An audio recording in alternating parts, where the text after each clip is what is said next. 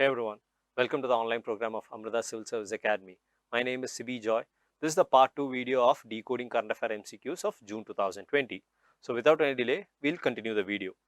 So 13th question, in context of Tala Madale, consider the following statements. It is a martial art of Nagaland. Second statement, it has combination of features from Purna Pravajana, Harikatha and Yakshagana. Choose the correct code. Option A, 1 only, option B, 2 only, option C, both 1 and 2, and option D, none of the above. So this is a really tough question because it talks about certain cultural forms of different states of India. So it can either be option A, it can be a martial art of Nagaland, it can be the second statement, it can be both of them or even neither of them. So it's a very difficult question to attend. But at the same time, over the last few months and years, we are hearing about the Karnataka cultural art form of Yakshagana. And it is clearly understood the second statement, it has combination of features from Purna Pravajana, Harikatha and Yakshagana. So this is from Karnataka, whereas the first statement talks about Nagaland. And taking that into account, there seems to be some kind of confusion between them. So we can say that either it is one only or either two only, or it can be none of the above, but definitely it is not both one and two only. So you can eliminate just one option with that knowledge. And taking into if you understand a little bit of Yakshagana, you will understand that Tala Madale is also a part of it. So we can take that and we can find out that the answer is option B. But to know that knowledge, one will have to read the current affairs properly over a large period of time. So in the present sense, I know that many of you may not have been reading current affairs for over the past 1 month, or you may have just begun by reading it for the past 2 months, but you do not have to worry. By the time the exams do come around, you would have a very large knowledge base, and you will be definitely understanding the hints and making interconnections between different current affairs. So leave this if you are not aware of it. In this case, let me tell you the answer is option B, 2 only. We'll go for the explanation and please take the knowledge from that. The answer is B. Statement 1 is not correct. The word Tala Madale is derived from the word Tala, symbol, and the Madale, the drum. The Tala Madale is an ancient form of dance practiced in the southern India in the coastal Malnad regions of Karnataka and Kerala. The second statement is correct because it is a variation of the Yakshagana theatre. To put it simply, Tala Madale is a Yakshagana minus dance, costume and stage conventions. It has features which are combinations of Purna Pravajana, discourse, Harikatha and Yakshagana. It is not a true part, nor is it neither is it a professionalized art. So that is the explanation of Tala Madale. Please understand where it is focused on. It's focused on the Malnad regions of Tamil Nadu, of Kerala and Karnataka. It's a form of Yakshagana theatre also. Keep that in mind. We'll go for the next question. In the context of Raj Parba festival, consider the following statements. This unique festival of Odisha celebrates the onset of monsoon and the earth's womanhood. During this festival, all agriculture works like plowing, sowing, etc. are suspended for 3 days. Choose the correct code. Option A, 1 only, option B, 2 only, option C, both 1 and 2, and option D, none of the above. So one thing I like to find out is Raja Parba. The people of Odisha and people of West Bengal cannot pronounce the word V. They rather replace the word V with B. So taking that into account, I find out that if there is a word which has the word B in it, when the word V could be there, I usually isolate it to the eastern part of India, mainly Odisha, Assam and West Bengal. So taking this into account, if I look at the first statement, this unique festival of Odisha celebrates the onset of monsoon and the earth's womanhood. Yes, it is quite possible it could be in Odisha. So I'll take the first statement as right. Second statement, during this festival, all agriculture works like plowing, sowing, etc. are suspended for 3 days. The danger word of all is also present in this statement, but at the same time, since it's a festival, it is quite possible that it's an agriculture festival, that all agriculture activities could be stopped and it's just suspended for 3 days. So taking that into account, I'd say that both the statements are right. We'll go for the explanation. The answer is C. Raja Parba is Odisha's 3-day unique festival celebrating the onset of monsoon and the earth's womanhood. It is believed that during this time, the Mother Earth or Bhudevi undergoes menstruation. So that is the explanation. The second statement, as it is a celebration of womanhood, a lot of focus is on young women who wear new clothes, apply alata on their feet and enjoy folk songs while swinging on decorated rope swings. As a mark of respect towards the earth during her menstruation days, all agriculture works like plowing, sowing are suspended for 3 days. So this is a unique festival. Please remember it, Raja Parba festival, and we'll go for the next question. Recently, the Council of Scientific and Industrial Research CSIR has launched the Arogya Path to provide real-time availability of critical healthcare supplies, digitize all pathology labs of India, provides guidelines and medical procedure to be followed if contracted with COVID-19, provides sample collection, report delivery at patient doorstep. So this is a very difficult question because it's not only is it an ABCD question, this is about talking about a new thing known as Arogya Path released by CSIR, and all the 4 options are related to that. So it's going to be really difficult for us to pass between them and to identify the correct answer. So in such cases, like I said, if you can take a leap of logic, go for it. Otherwise, just learn the answer and you can put it down, or you can just leave it if you have zero idea about it. We'll go for the explanation and just try to remember the explanation, link it with the keywords of this question. The answer is A. Explanation. Recently, the CSIR launched Arogya Path, which is a web-based solution for the healthcare supply chain, which provides real-time availability of critical supplies, which is option A. It will set up an information management and forecasting database platform at the national level. It will provide seamless access to suppliers, manufacturers and importers for prevailing needs and demand related to medical equipment, diagnostic instruments, drugs, personal protective equipment, respiratory assistance devices. So that is the explanation. Just understand Arogya Path is related to the healthcare supply chain. Keep that in mind. We'll go for the next question. Consider the following statements about the Comprehensive Convention on International Terrorism, or CCIT. It intends to criminalize all forms of international terrorism. Second, this India proposed treaty is most widely adopted by UN members. Select the correct answer using the given below code. Option A, 1 only, option B, 2 only, option C, both 1 and 2, and option D, none of the above. So, first statement itself has the danger word of all. It intends to criminalize all forms of international terrorism. This second statement, this India proposed treaty is most widely adopted by UN members. So, if you have been reading the current affairs, you will understand that while India does talk about problems of terrorism, we haven't heard of a treaty which which the UN has accepted, which was sponsored by India with relation to terrorism. So keeping that in mind, it's quite difficult to accept the second statement as it is. So we'll keep the second statement as wrong, then we are left with the first statement. It has the danger word of all in it. So frankly, you can go for either none of the above or option A, 1 only. My suggestion, go with option A, because we have terrorism as a activity is harmful to all, and definitely all forms of international terrorism is intended to be criminalized. So that would be the idea generally. So that is why, even though all is present, I would like to go with the correct answer, which is option A, 1 only. Statement 1 is correct. The Comprehensive Convention on International Terrorism is a proposed treaty which intends to criminalize all forms of international terrorism and deny terrorists, their financiers and supporters access to funds, arms and safe havens. Statement 2 is not correct because it is a draft proposed by India in 1996 that is yet to be adopted by the UN General Assembly. So you can say that this has not yet been adopted by the UN General Assembly, even though this has been proposed by India since 1996. And it is a treaty which deals with all forms of conventional terrorism, and it intends to criminalize them all, so that their financial supporters, everything, cannot get access to funds or arms or safe havens. So that is the explanation for this question. We'll be going for the next one. Consider the following statements. In India, MSMEs are defined in terms of investment in plant and machinery alone. Recently, the government has launched Emergency Credit Line Guarantee Scheme to enable the availability of additional funding facility to MSME borrowers.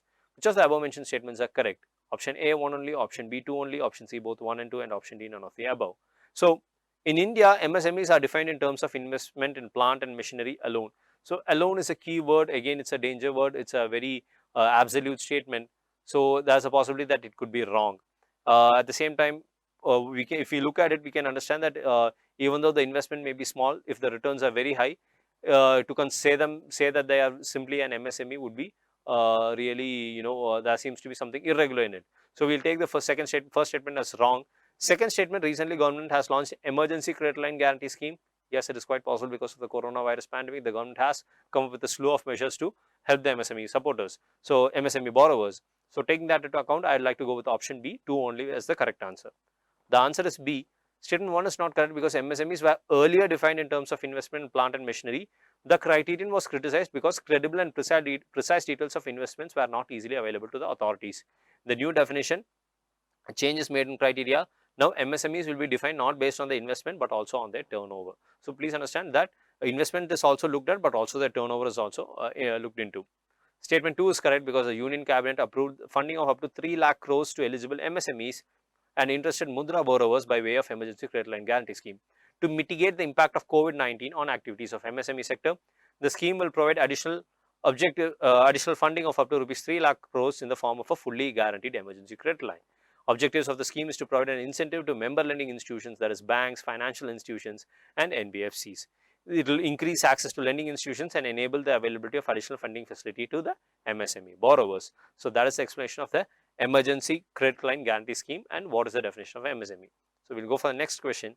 Consider the following statements. The black soft shell turtle, which has got extinct in the wild status, is found only in the ponds of some temples in Assam. The Deepore Beel, a permanent freshwater lake of Assam, is a Ramsar site. So choose the correct code. 1 only, 2 only, option C both 1 and 2, and D none of the above.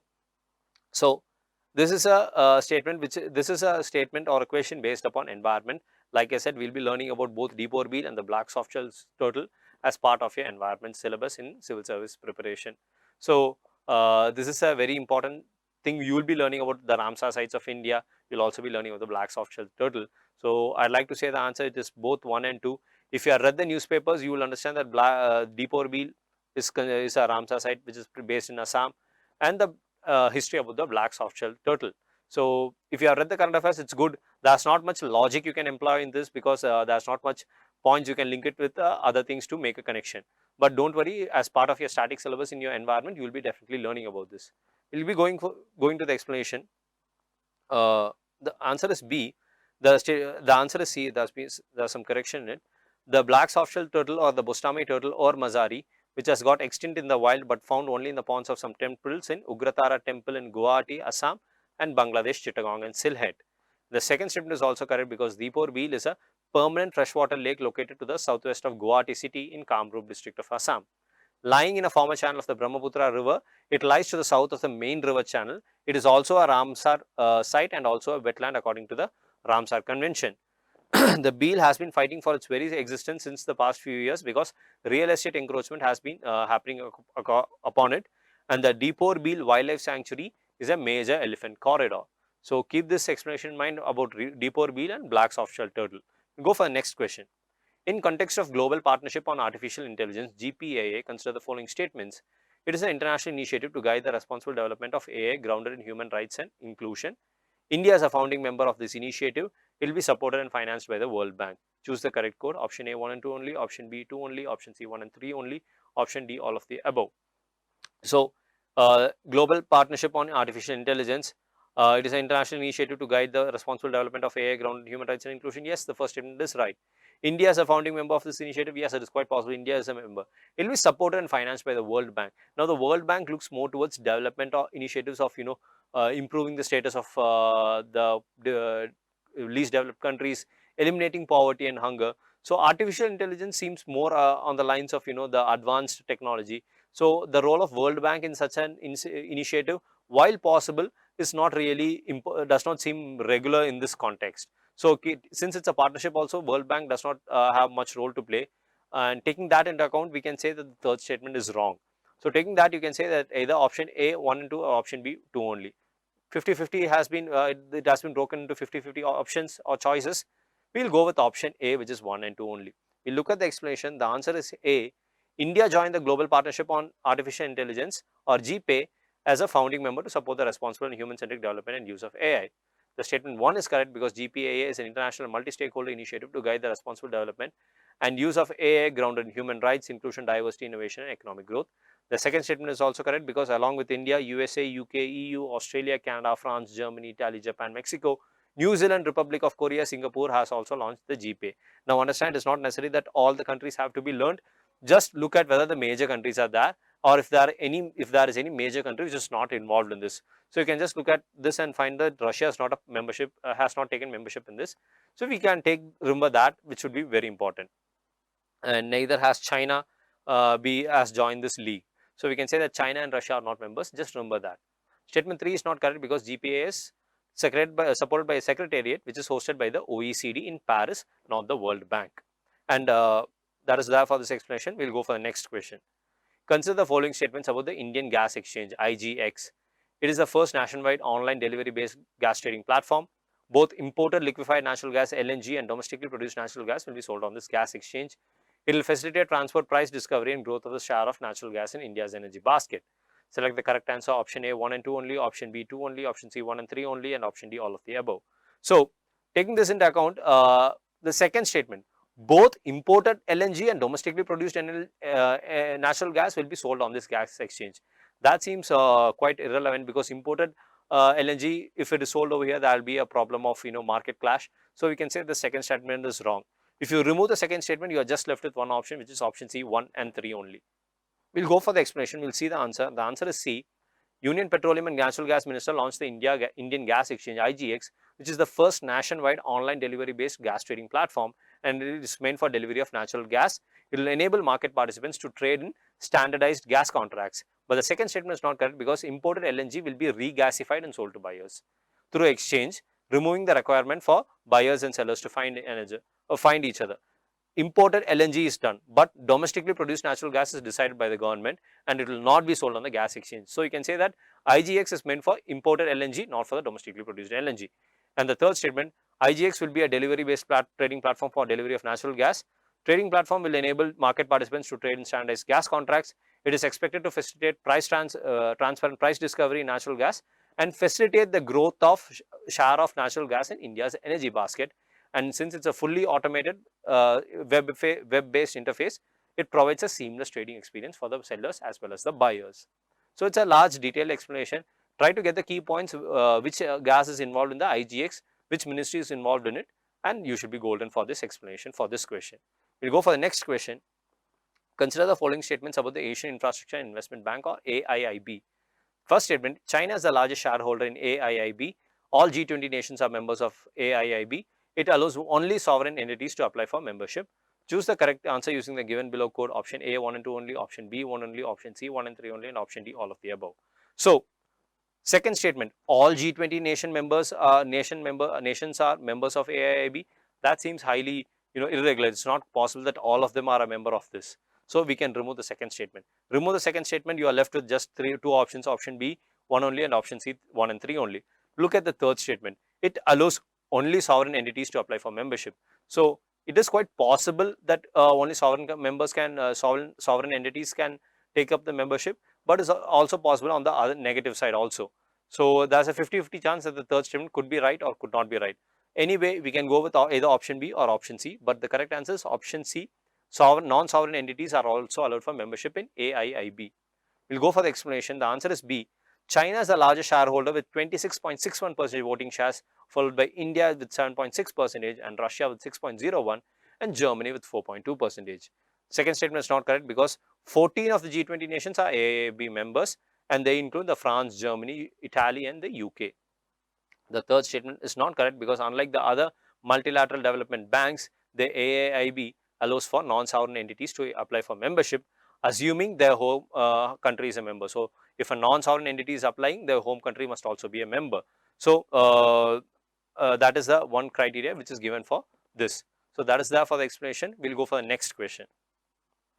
Consider the following statements about the pangolin. Indian pangolin is endemic to northeastern India. Second statement, habitat loss is the prime reason behind its declining population. Third statement, it is the world's most trafficked mammal. Which of the above mentioned statements are correct? Option A 1 and 2 only, option B 2 and 3 only, option C 3 only and option D all of the above. So, Indian pangolin is endemic to northeastern India. No, that is absolutely wrong. It is actually very widespread. So, we can say the first statement is wrong. Remove the first statement, you are left with option B and C, which is 2 and 3 and 3 only. Automatically, the third statement which becomes correct, which is it is the world's most trafficked mammal. Yes, that is true. So, the second statement is the one in doubt. Habitat loss is the prime reason behind its declining population.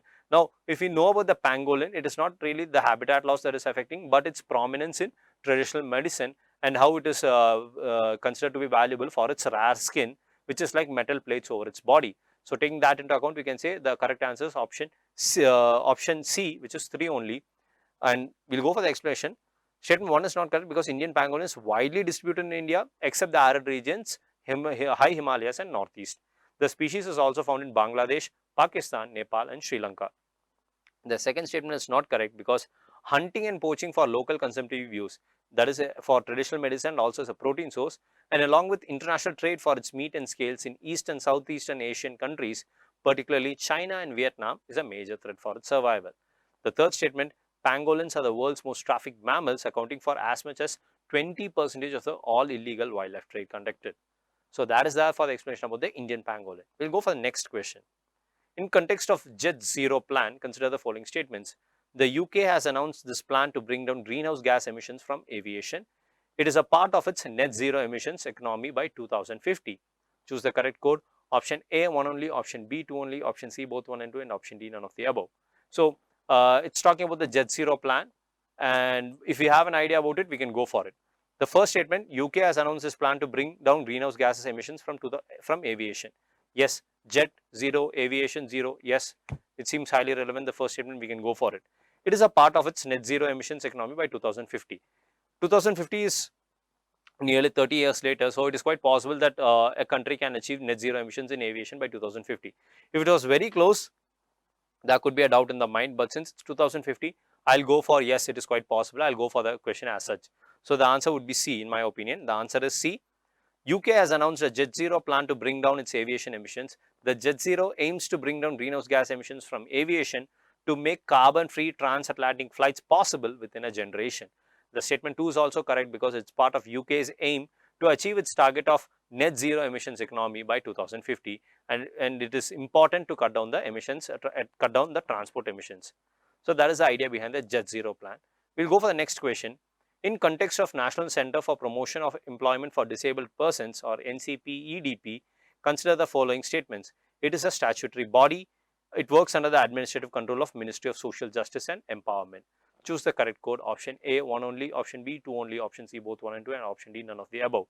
So, National Center for NCPEDP, statutory body, like I said earlier, it derives its power from an act of Parliament, or that is how we say it is to be a statutory body.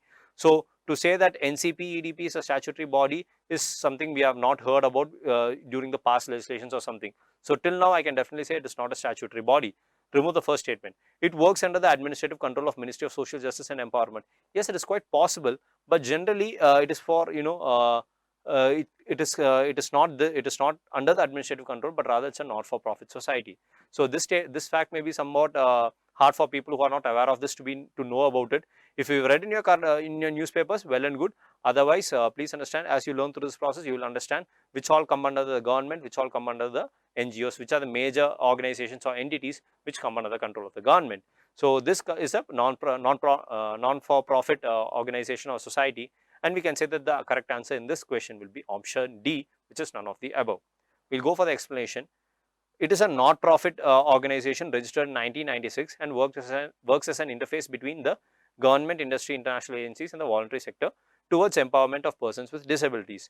So it has successfully advocated several policy changes that has positively impacted the lives of people with disabilities, working across to encourage the employment of disabled people, increase public awareness, give them knowledge, information and opportunities, and ensure easy and convenient access to all public services, products and technologies. So they work on 6 core principles which they refer to as the 6 pillars of the organization, that is education, employment, accessibility, legislation, awareness and youth. So understand, this is a not-for-profit society, does not work under any government, but rather acts as an interface between all of these agencies. That is the idea behind understanding this question and its explanation. We go for the next question. The Nathula Pass, sometimes seen in news, is located in which of the following Indian state? A. Arunachal Pradesh, B. Himachal Pradesh, C. Uttarakhand and D. Sikkim. So this is a highly specific geography question. You will be learning about the different passes India has, where they are located, why they are strategically important. So there's not much of a logic you can make to find out which pass belongs to which area. So I'll go for the explanation directly. The answer is D, which is Sikkim. So Nathula is a mountain pass in the Himalayas in East Sikkim district. It connects the Indian state of Sikkim with China's Tibet Autonomous Region. On the Indian side, the pass is 54 km or 35 miles east of Gangtok, the capital of Sikkim. Only citizens of India can visit the pass, and even then only after they get a permit in Gangtok. And it is one of the 3 open trading border posts between India and China. The other are the Shipkila Pass in Himachal Pradesh and the Lipulekh Pass at the tri-junction point of Uttarakhand, Nepal, Uttarakhand which is in India, Nepal and China. So that is the explanation for Nathula Pass and the other pass known as Shipkila Pass and Lipulekh Pass. So that is all for this video. This is CB Joy signing off. Thank you.